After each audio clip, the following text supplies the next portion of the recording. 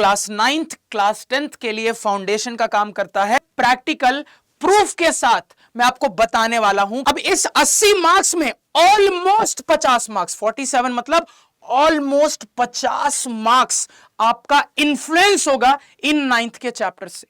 जैसे ही हम class 9th में एंट्री मारते हैं तो बार बार हर सब्जेक्ट में टीचर्स हमें एक ही बात बोलते हैं कि students, class 9th class 10th के लिए फाउंडेशन का काम करता है, बेस का काम करता है।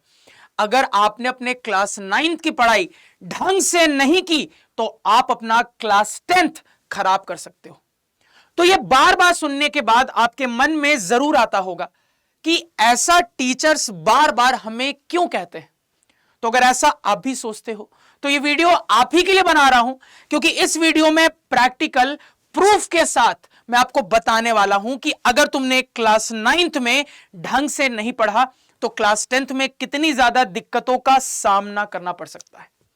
तो हेलो दोस्तों, मैं हूं आपका मैथ्स मेंटर प्रिंस सर और स्वागत करता हूं एक और अमेजिंग वीडियो के साथ संकल्प भारत फाउंडेशन यूट्यूब चैनल पे।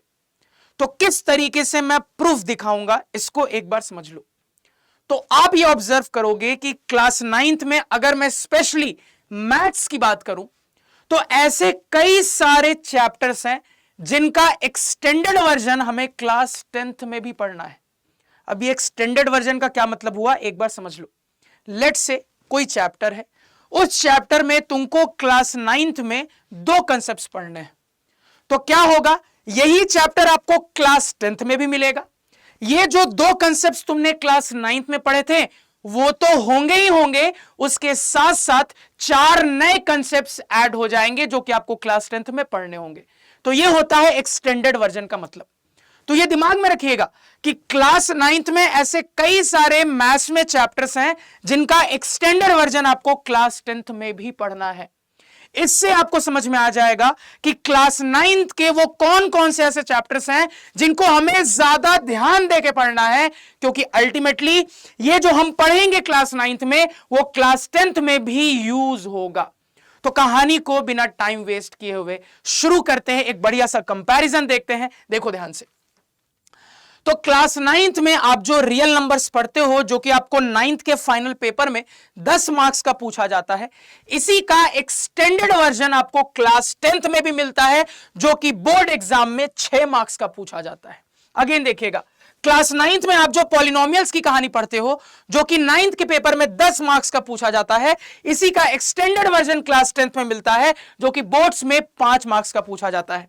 Again linear equation in 2 variables जो कि आप क्लास 9th में पढ़ते हो और आपसे 9th के फाइनल पेपर में 10 मार्क्स का पूछा जाता है, इसी का एक्सटेंडेड वर्जन क्लास 10th में आपसे बोर्ड एग्जाम में 5 मार्क्स का पूछा जाता है।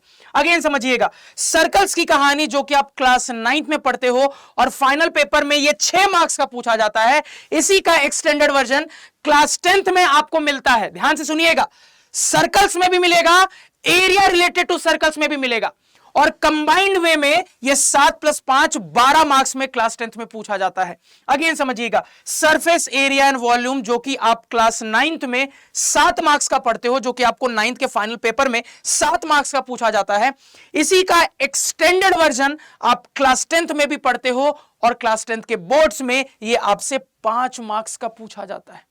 तो यहां से रियलाइज हो रहा होगा कि कितनी इंपॉर्टेंस है क्लास 9th के इन चैप्टर्स की, क्योंकि इन्हीं का एक्सटेंडेड वर्जन हमें क्लास 10th में मिल रहा है। अगर हमने इन पे ध्यान नहीं दिया क्लास 9th में तो क्लास 10th में बहुत दिक्कतों का सामना करना पड़ सकता है। अभी कहानी यहां खत्म नहीं हुई है, आगे भी है। अगेन देखिएगा, कोऑर्डिनेट ज्योमेट्री जो कि हम क्लास 9th में पढ़ते हैं और फाइनल एग्जाम में 4 मार्क्स का पूछा जाता है, इसी का एक्सटेंडेड वर्जन हम क्लास 10th में पढ़ते हैं जो कि बोर्ड्स में 6 मार्क्स का पूछा जाता है। अगेन समझिएगा, ज्योमेट्री मिसलेनियस, अब इसका क्या मतलब है। तो देखो, क्लास 9th के ज्योमेट्री की बात करें तो बहुत सारे चैप्टर्स इसके अंडर आते हैं। अब ऑलरेडी हमने सर्कल्स की अलग से बात कर ली, तो बचा क्या क्या, तो बचा मेरे पास Euclidean geometry, lines and angles, quadrilaterals और ट्रायंगल्स।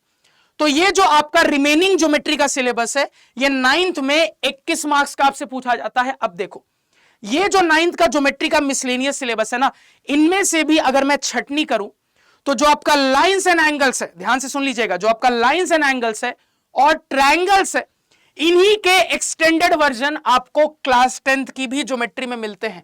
कहां यूज होते हुए मिलते हैं? तो ये आपको ध्यान से सुनिएगा, triangle, circle, area related to circle, इन 3 चैप्टर में यूज होते हुए मिलेंगे। और अगर मैं बोर्ड्स में इन चैप्टर से आने वाले मार्क्स की बात करूं तो ट्रायंगल से 8 मार्क्स, सर्कल से 7 marks, area related to circle से 5 मार्क्स। तो ये आपका मार्क्स डिस्ट्रीब्यूशन है जो कि बहुत हैवी है। अगेन समझिएगा, अगर मैं मेंसुरेशन में बात करूं तो मेंसुरेशन में मिसलेनियस क्या है? क्योंकि देखो मेंसुरेशन में सरफेस एरिया एंड वॉल्यूम आता है, उस पर हमने ऑलरेडी बात कर ली। तो इसके अलावा 9th में मेंसुरेशन में आता है area of triangles using Heron's formula.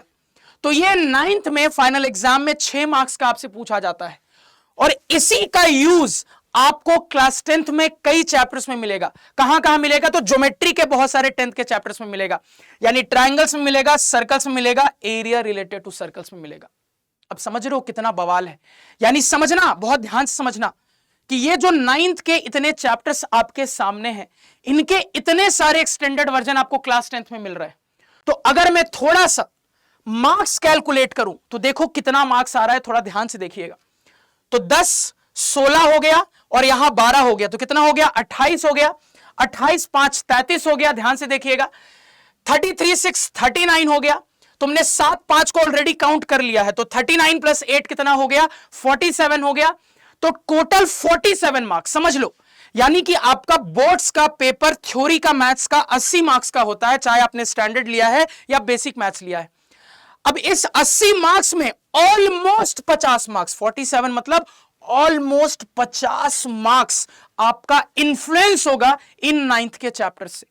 तो अगर आपने 9th के इन चैप्टर्स पे ढंग से ध्यान नहीं दिया तो सोचो तुम क्लास 10th में ऑलमोस्ट 50 मार्क्स को क्या कर रहे हो? रिस्क कर रहे हो।